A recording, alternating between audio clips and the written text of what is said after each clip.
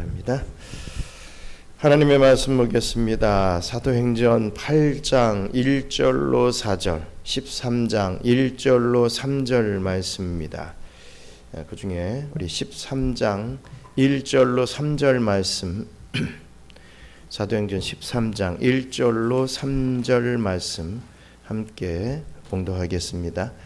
안디옥 교회에 선지자들과 교사들이 있으니 곧 바나바와 니게르라 하는 시므온과 고레네 사람 루기오와 분봉왕 헤롯의 젖동생 마나엔과 및 사울이라. 주를 섬겨 금식할 때에 성령이 이르시되 내가 불러 시키는 일을 위하여 바나바와 사울을 따로 세우라 하시니 이에 금식하며 기도하고 두 사람에게 안수하여 보내니라. 아멘. 이제 방학이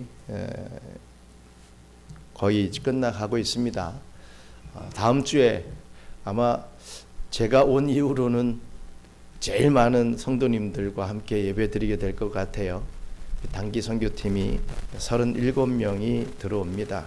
그리고 저희 이제 한국에서 다시 오시는 분들과 합하면 이 성전이 정말 가득 채워져서 하나님 앞에 영광의 예배를 드리게 될 줄 믿습니다. 우리 그 다음 주부터 우리가 더 힘을 내서 우리 예배와 또 주님께서 맡겨주신 선교의 일들에 더 잘 감당할 수 있는 저와 여러분들 되기를 주님의 이름으로 축복합니다. 지금으로부터 한 10여 년, 한 14, 15년 정도 된 것 같습니다. 이 기독교의 역사에 있어서 정말 슬픈 소식을 하나 접하게 되었습니다.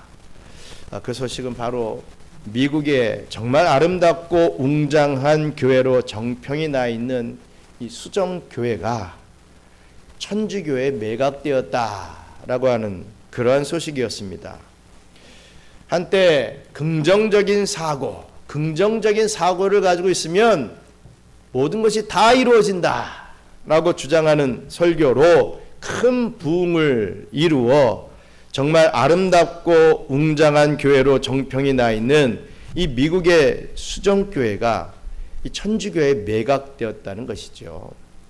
노버트 슐러 목사님 은퇴 후 그의 아들과 딸이 그 교회의 책임자가 되어서 무리한 예산 집행으로 빚더미에 앉게 되었고 성도들은 다 떠나가고 그 많던 성도들이 다 떠나가고 한 200여 명만 남게 된 결과를 초래하게 되었습니다. 더욱 놀라운 것은 신천지 2단 집회가 그 아름다운 성전에서 성황리에 열렸었다라고 하는 그런 또 소식입니다.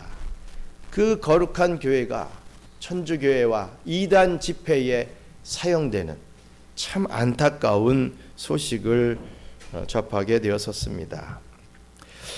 이 수정교회 사건은 정말 우리에게 큰 교훈을 안겨다 줍니다. 한때 폭발적으로 부흥했던 그런 초대형 교회도 쉽게 쇠퇴할 수 있다라는 것을 보여주는 역사적 경고이기 때문입니다. 그렇다면 왜 수정교회 같은 대형교회가 몰락하게 되었겠습니까? 그 답은 2000여 년 전 초대교회 역사에서 이미 하나님께서 잘 말씀해 주고 계십니다. 초대교회는 두 개의 중요한 교회가 있었습니다. 베드로를 중심으로 한 예루살렘 교회가 그 하나였고 이방인 선교로 세워진 안디옥 교회가 또 하나 있었습니다. 이 두 교회의 성장 과정을 비교해 보면 왜 수정교회 같은 그런 큰 교회도 쉽게 쇠퇴할 수 있는가를 알게 되지요. 예루살렘 교회는 사도들을 중심으로 세워졌지만 유대주의적 전통에 갇혀 보수적이고 아주 폐쇄적인 교회였습니다.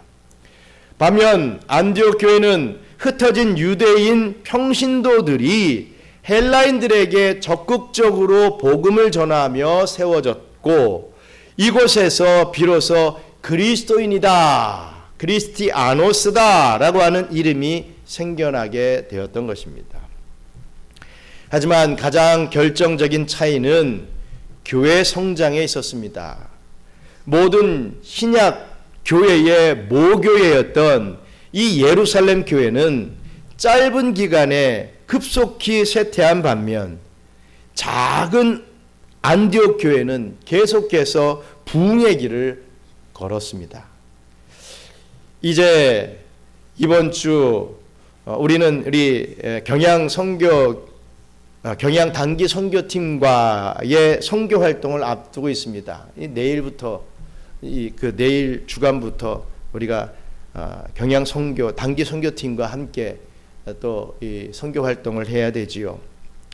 이 시간을 통해서 우리 하나님께서 어떤 교회를 부흥시키는지를 깊이 생각하며 우리 경양 선교 교회가 과연 그 부흥의 길을 걷는 교회인지 한번 살펴보고 또 깨달아서 우리 맡겨진 사명을 온전히 감당하게 되시는 저와 여러분들 되시기를 주님의 이름으로 축원합니다.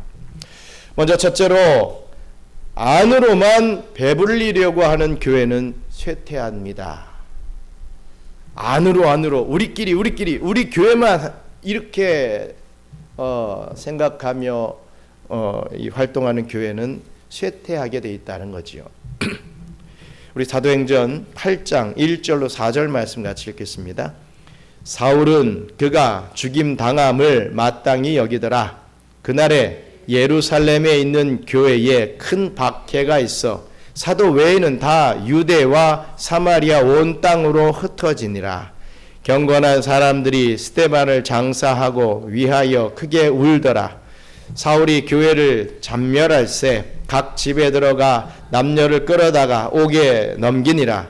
그 흩어진 사람들이 두루 다니며 복음의 말씀을 전할세. 아멘. 예루살렘 교회는 신약 시대 최초의 초대형 교회였습니다. 오순절에 베드로의 설교 한 번으로 단 하루 만에 3,000명의 성도가 더해지는 이 폭발적인 부흥을 경험했던 교회였습니다. 누구도 이 교회가 이렇게 크게 성장한 교회가 쉽게 쇠퇴할 것이라 상상하지 못했을 것입니다. 그러나 스데반 집사의 순교 직후 예루살렘 교회에 큰 박해가 닥치게 되죠. 그 결과 사도들 외에는 모두 유대와 사마리아 땅으로 다 흩어지게 됩니다. 물론 이렇게 된 것은 이런 박해를 주신 것도 하나님의 섭리였고 이 박해로 인하여 흩어지게 된 것도 다 하나님의 섭리였습니다. 우연이 된 건 아니었습니다. 그렇다면 하나님께서는 왜 예루살렘 교회를 그토록 빨리 흩어지게 하셨겠습니까? 좀 더 큰 교회, 좀 더 자기들끼리 뭔가 잘할 수 있는 그런 일들로 모이게 만들지 아니하시고 박해를 통해서 흩어지게 만들어 주셨겠습니까? 사도행전 2장 42절 이하에서 그 답을 찾을 수가 있지요. 우리 예루살렘 교회는 사도의 가르침을 받고 구제하며 또 성찬을 나누고 기도에 힘쓰던 아주 바른 교회였습니다. 날마다 성전에 모여 확고한 신앙을 세웠고 온 백성에게 칭송을 받았습니다. 야, 예루살렘 교회 참 잘한다, 좋은 교회다 라고 하는 칭찬을 받았던 거죠. 그 결과 주께서 구원받는 사람을 날마다 더하게 하시는 그런 부흥이 이어지게 만들어 주셨습니다. 모든 사도와 성도들은 예루살렘 교회가 계속해서 성장할 것이라 믿었을 것입니다. 그런데 왜 하나님께서는 이처럼 완벽해 보이는 예루살렘 교회를 빨리 쇠퇴시켜 버리셨겠습니까? 그것은 바로 선교 활동의 결핍 때문이었습니다. 예수님은 승천하시면서 명령하셨습니다. 사도행전 1장 8절에 오직 성령이 너희에게 임하시면 너희가 권능을 받고 예루살렘과 온 유대와 사마리아와 땅끝까지 이르러 내 증인이 되리라 라고 분명히 명령하고 떠나셨습니다. 이는 예수님의 지상 명령이자 제자들에게 주신 가장 중요한 명령이었죠. 하지만 사도행전 2장 42절 이하의 예루살렘 교회의 활동들을 한번 살펴보면요, 그 많은 활동들을 하는 과정 속에서 선교에 대한 언급은 어디에도 찾을 수가 없습니다.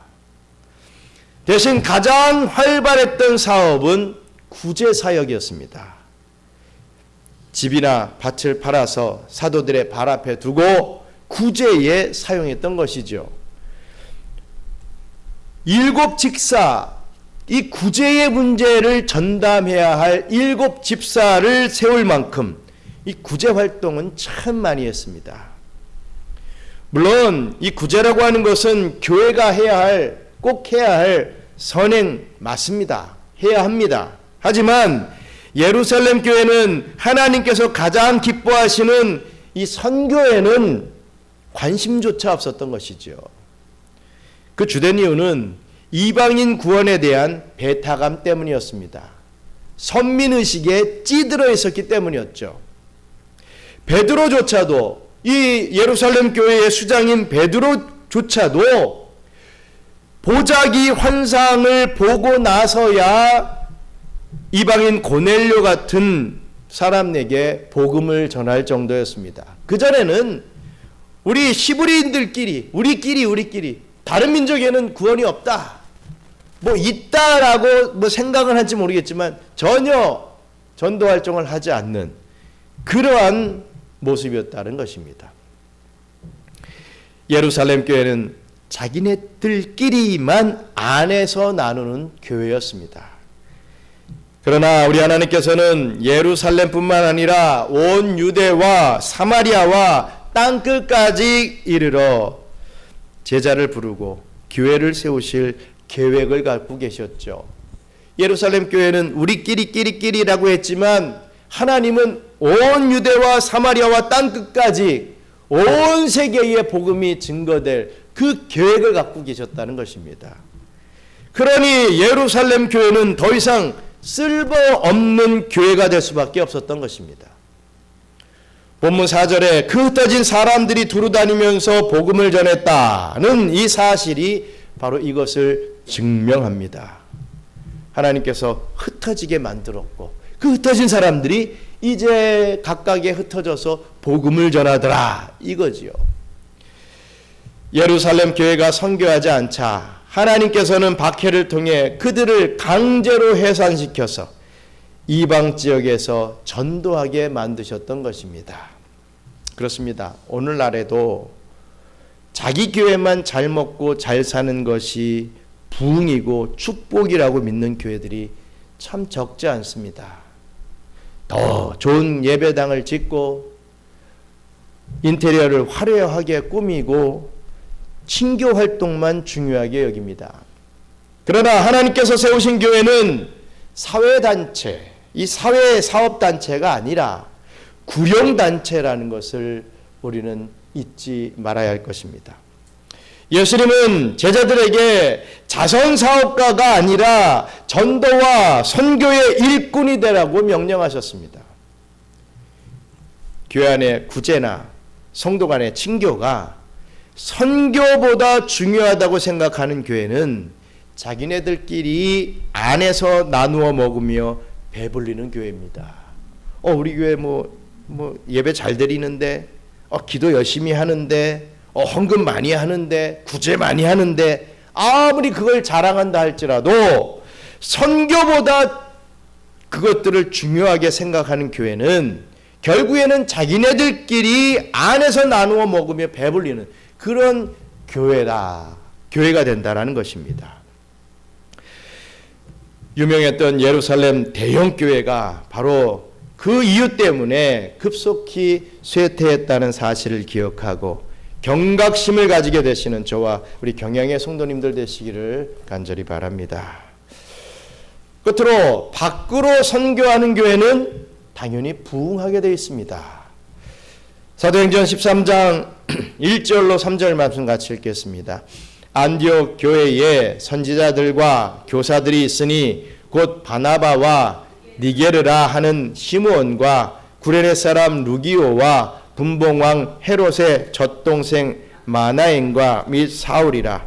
주를 섬겨 금식할 때에 성령이 이르시되 내가 불러 시키는 일을 위하여 바나바와 사울을 따로 세우라 하시니 이에 금식하며 기도하고 두 사람에게 안수하여 보내니라. 아멘. 예루살렘 교회가 선교사를 한 명도 파송하지 못하고 계속해서 흩어지고 있을 때 북쪽 수리아의 이방 땅에 늦게 세워진 안디옥 교회가 이렇듯 첫 선교사를 파송하는 영광스러운 업적을 남기게 됩니다. 사도행전 11장 19절에 스데반 집사 순교로 흩어졌던 예루살렘 교회 교인들은 그 예수님의 도를 유대인에게만 전했었습니다. 그러나 구브로와 구레네 몇 사람은 안디옥에 이르러 헬라인에게도 말하여 주 예수를 전파하기 시작했지요. 그 결과 주의 손이 그들과 함께 하심에 수다한 사람들이 믿고 주께 돌아오는 그런 놀라운 역사가 일어나게 됩니다. 즉 안디옥 교회는 역사상 최초의 이방인 교회가 된 것입니다. 이 소식을 뒤늦게 들은 예루살렘 교회는 바나바를 안디옥 교회로 파송하게 됩니다. 왜? 평신도들이 세운 교회이기 때문에 목사를 파송했던 것이죠. 그 당시 예루살렘 교회는 흩어지고 있었지만 사도들은 그래도 남아 있었고 그제서야 이방인 역시도 전도 대상자임을 막 깨닫고 오셨던 차였습니다. 파송된 바나바는 혼자서 이 많은 성도들을 다 감당할 수 없기 때문에 다소에 머물고 있던 바울을 불러서 1년 동안 안디옥 교회에서 함께 협력 사역을 하게 됩니다. 그 결과 안디옥 교회는 양적으로 큰 무리가 죽게 더하는 그런 부흥을 맛보았을 뿐만 아니라 질적으로도 제자들이 안디옥에서 비로소 그리스도인이라 일컬음을 받게 될 정도로 이 영적으로도 성장하는 그런 결과를 이루게 됩니다. 안디옥 교회에는 바울과 바나바 외에도 여러 선지자들과 또 교사들이 있었다라고 했습니다. 이들이 금식하며 예배 드리던 중에 우리 성령님께서 나타나셔서 내가 불러 시키는 일을 위하여 바나바와 사울을 따로 세우라 이렇게 지시를 내리십니다. 안디옥 교회는 로마 제국의 중심과 가까웠고 많은 다양한 민족들이 섞여 살던 그러한 지역이라서 세계를 더 넓게 보고 또 가깝게 접할 수 있는 중요한 요지였습니다. 성령님의 지시를 받은 안디옥 교회는 자신들이 예수님의 명령이었던 그 땅끝까지 이르러 내 증인이 되라는 그 사명에 참 유리한 조건을 가지고 있구나. 우리 안디옥 교회가 참으로 그런 조건을 가지고 있는 교회구나 라는 것을 깨닫게 됩니다. 그래서 자체 성장에만 몰두하지 않고 세계를 향해 복음을 확장시키는 일에 눈을 뜨게 되었던 것이죠. 본문에 기록된 대로 바나바와 바울을 선교사로 임명하여 정식으로 파송하게 됩니다. 안디옥 교회의 이 첫 선교사 파송은요, 선교야말로 교회가 반드시 공적으로 행해야 할 가장 중요한 사명임을 명백히 보여주고 있습니다. 만약에 이 안디옥 교회도 끼리끼리 우리들만 잘 돼야 돼라고 하는 생각을 가지고 있었다면 그 좋은 목사님 바나바를 왜 선교사로 파송을 합니까? 그 은혜 받은 바울을 왜 학식 있는 바울을 그 교회에서 설교하고 성경을 가르치면 더 좋은 효과가 있을 텐데 왜 선교사로 파송을 하겠습니까? 정말 중요한 바나바와 바울을 서로 분리시켜서 파송을 지키더라는 것입니다. 그들은 기도하며 이 일을 위해서 준비했고 또 공식적인 안수식을 통해서 이 공식 선교사로 임명을 받게 됩니다. 또한 1차 전도 여행 후에는 안디옥 교회 앞에서 공식적인 선교 보고도 하게 되죠.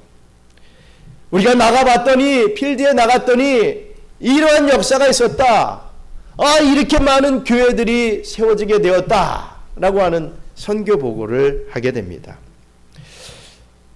이처럼 교회사의 첫 선교 활동은 개인 플레이가 아닌 성령께서 교회를 중심으로 계획하시고 지시하신 완벽한 팀 플레이가 되었던 것입니다. 그렇다면 안디옥 교회가 선교만 하고 또 구제는 하지 않았겠습니까? 아닙니다. 오해입니다. 안디옥 교회는요, 구제 사역에 있어서도 예루살렘 교회보다 훨씬 효과적이고 뛰어난 구제 사역을 했습니다. 우리 사도행전 11장 27절로 30절 말씀 함께 읽겠습니다. 그때에 선지자들이 예루살렘에서 안디옥에 이르니 그 중에 아가보라 하는 한 사람이 일어나 성령으로 말하되 천하에 큰 흉년이 들리라 하더니 글라우디오 때에 그렇게 되니라. 제자들이 각각 그 힘대로 유대에 사는 형제들에게 부조를 보내기로 작정하고 이를 실행하여 바나바와 사울의 손으로 장로들에게 보내니라. 아멘. 팔레타인 지역에 큰 흉년이 들었을 때 안디옥 교회의 이 제자들이 각각 그 힘대로 예루살렘 교인들에게 부조를 보내기로 작정하고 이를 실행하여 전달하는 그러한 이 사건이 있었습니다.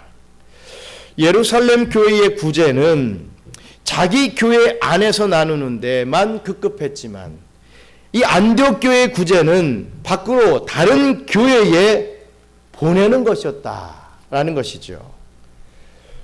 예루살렘 교회는 선교를 생각조차 못했지만 안디옥 교회는 구제 헌금뿐만 아니라 훨씬 귀한 생명의 복음까지 널리 전파하는 교회였습니다. 예루살렘 교회는 그냥 안에서 멈추어 버린 반면에 안디옥 교회는 밖으로 선교사를 내보내는 그런 교회가 되었을 때 초대 교회사에서 이 두 교회의 위상은 완전히 바뀌어 버렸습니다. 예루살렘 교회는 초대 교회의 모교회로서 그 이름만 남게 되었고 힘은 약해져 오히려 후배 교회의 도움을 받는 처지가 되었습니다. 교회사에 따르면 주 70년 예루살렘 멸망 후에는 그 존재 의미까지도 상실되게 되었죠. 반면 안디옥 교회는 예루살렘 교회가 초창기에 가졌던 그 영적 주도권을 차지하게 되었던 것입니다. 예루살렘 교회보다 참으로 작았지만 참 작은 교회였지만 선교를 하는 과정 속에서 부흥이 일어나고 또 그 부흥되는 과정 속에서 어려움을 겪는 모교인 예루살렘 교회를 돕기까지 가는 구제까지 가는 그러한 이 엄청난 일들을 감당했던 교회가 되었던 것입니다. 그렇습니다. 별것 아닌 것처럼 보였던 2명의 선교사를 파송했던 이 안디옥 교회는 소아시아와 마케도니아 또 로마 제국 각 도시에서 택자들을 불러 모으고 교회를 세우는 그런 선교 활동의 중심 기주로서의 역할을 온전히 감당했습니다. 그래서 크게 성장하게 되었죠. 그러므로 교회는 작을 때부터 시작할 때부터 오직 세계 선교를 바라봐야 하는 것입니다. 비록 교회의 힘이 약할지라도 성도 수가 적을지라도 선교라는 복된 사명을 미루지 않고 시작하고 추진해야만 하나님께서 더욱 높이 들어 쓰시는 존귀한 교회로 성장할 수 있게 됩니다. 저는 우리 경양선교교회가 오늘날의 안디옥 교회라고 믿고 자부합니다. 경양선교교회는 필리핀 수빅 땅에서 안디옥 교회처럼 시작부터 아이타 부족 선교 사역을 감당하고 있었습니다. 앞으로도 필리핀 수빅에서 안디옥 교회와 같이 쓰임받게 될 경양선교교회에 우리 하나님께서 반드시 부흥과 축복을 허락해 주실 줄 믿습니다. 지금까지 많은 교회들이 또 우리 교회를 통해서 개척이 되고 이렇게 또 우리 교회가 계속해서 그 교회들을 또 돌아보고 있습니다. 하지만 이제 새로운 교회를 또 개척을 하고 또 그 교회를 또 중심으로 해 나갈 그런 사역들이 많이 있다는 것을 우리가 다시 한번 잊지 말고 기억하면서 또 기도하고 또 후원하며 또 직접 몸으로 선교 활동을 해야 할 것입니다. 우리 하나님께서는 밖으로 나누어 주는 교회, 즉 선교하는 교회를 진정 기뻐하시며 앞으로 더 힘있게 쓰실 것이 분명합니다. 예루살렘 교회처럼 자신들의 축복을 비축하려고만 하지 않고 안디옥 교회처럼 필리핀을 가슴에 품고 밖으로 선교함으로 더욱 크게 부흥하는 경양 선교교회와 또 그 축복을 함께 누리시는 우리 경양의 성도님들 되시기를 간절히 바랍니다. 사랑하는 우리 경양 선교교회 성도 여러분, 정말 그렇지 않습니까? 자기들끼리만 나누어 먹기에 바쁜 교회는요, 하나님의 일에 소용 가치가 없습니다. 아무리 처음에는 폭발적으로 부흥한 대형 교회였다 해도 결국 쉽게 쇠퇴할 수밖에 없습니다.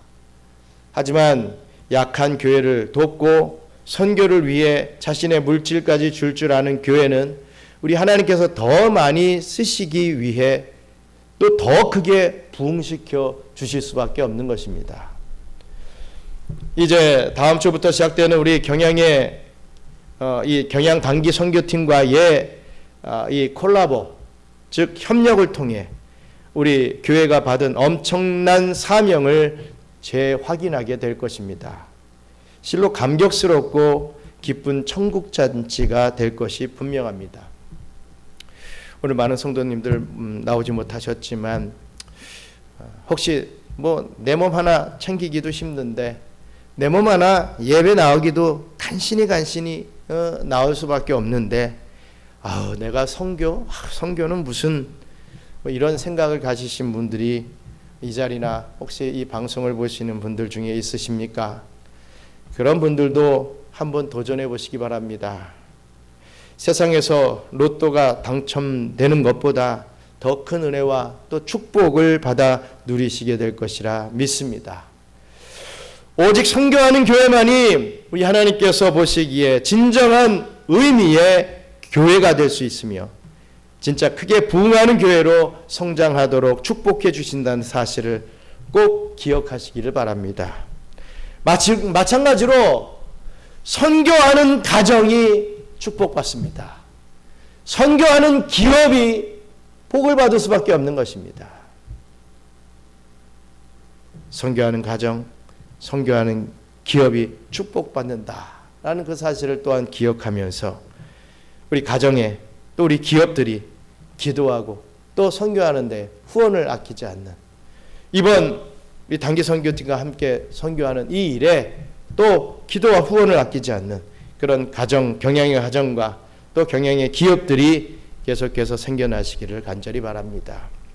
앞으로도 계속해서 선교의 사명을 충성스럽게 감당하는 우리 경양 선교교회 성도님들이 되시기를 주님의 이름으로 축원합니다. 아멘. 우리 함께 기도하겠습니다. 그렇습니다. 선교하지 않는 교회는 쇠퇴할 수밖에 없다라고 하는 오늘 핵심적인 말씀을 증거했습니다. 어찌 보면 우리 교회가 선교에 좀 열심을 내지 못하고 있어서 우리 교회의 부흥이 늦어지고 있는 건 아닌가 또 이렇게도 한편으로 생각해 보게 됩니다. 그동안에 우리가 많이 해왔는데 이제는 좀 좋은 게 좋다고 좀 쉬고 선교하려고 하면 저하고 저 사람하고 또 많으면 저 사람밖에 없잖아요. 우리 이 인원 가지고 우리가 어떻게 선교를 합니까? 이러한 어떤 이유가 항상 우리가 선교하는 일에 이 담이 되어서 이 방해막이 되어서 선교를 하지 못하게 되고 또 그것으로 인하여 우리가 부흥하지 못하는 그러한 결과를 초래하고 있지는 않는가? 우리가 다시 한번 생각해 봐야 됩니다. 우리가 마음이라도 더 선교해야지라고 하고 또 한 번이라도 선교를 하려고 하는 그러한 행동으로 임할 때 우리 하나님께서 어떻게 또 이 안디옥 교회 같이 역사를 해주실까? 우리가 이런 것을 한번 바라볼 수 있어야 되지 않겠습니까? 이제 부흥하지 않으면 이상할 정도로 우리 경양 선교교회를 중심으로 해서 뭐 현대도 들어오고 많은 또 선교지들도 열리고 있습니다. 정말 하나님 앞에 정말 우리가 효과적인 선교를 하겠습니다. 남한테만 미루지 않고 우리가 직접 발로 뛰는 선교를, 또 새로운 교회를 꼭 세우겠습니다. 개척하겠습니다. 주님 그것에 쓰임받게 해달라고 함께 기도하겠습니다. 감사합니다. 하나님, 저희가 이 경양 선교교회가 참으로 이루어 놓은 것이 많이 있습니다. 하지만 그것에 만족하고 이제 됐다라고 하는 것이 아니라 앞으로 더 효과적으로 더 많은 것을 이루기 위하여서 우리가 쓰임받게 해달라고 기도하며, 또 후원하며, 또 실제로 행동으로 임하며 이 선교지에 나갈 수 있는 저희들이 되게 도와주시고, 이번 한국의 목요인 경양 단기 선교팀과 함께 콜라보를 이루며 함께 이 단기 선교를 이 활동을 하는 과정 속에서 뜨거움을 함께 해주시고, 우리가 이러한 선교의 일들을 잘 감당하고 있었지라고 하는 것 다시 한번 기억하며 우리끼리라도 또 더 열심으로 선교에 임할 수 있는 그러한 역사를 허락하여 주시옵소서. 우리가 이러기 때문에 못하고, 우리가 인원이 적기 때문에, 우리가 돈이 없기 때문에 못하고 안 된다라고 하는 정말 안 될 수밖에 없는 그런 이유를 대는 우리들이 아니라, 그럼에도 불구하고 한 걸음 더 나아가고 한 번 더 하고 하는 그런 과정 속에서 우리 하나님의 역사하심을, 안디옥 교회가 체험했던 그 부흥의 역사를 우리 경양 선교교회가 다시금 이 종말의 때에 체험할 수 있도록 우리 주님께서 은혜 베풀어 주시옵소서. 감사합니다. 하나님, 저희들에게 선교하라고 하였는데, 땅끝까지 이르러 선교하라고 하였는데, 한국에서 이 필리핀까지 보내주셔서, 가깝게 이곳에 보내주셔서 우리 필리핀 현지인들, 아이타 부족들을 선교하라고 하셨는데, 저희들이 이곳에 있으면서도 선교하지 못하고 있음을 용서하여 주시고, 아버지 하나님, 한 걸음 한 걸음씩 그 선교의 영역을 다시 넓혀갈 수 있도록 역사해 주시옵소서.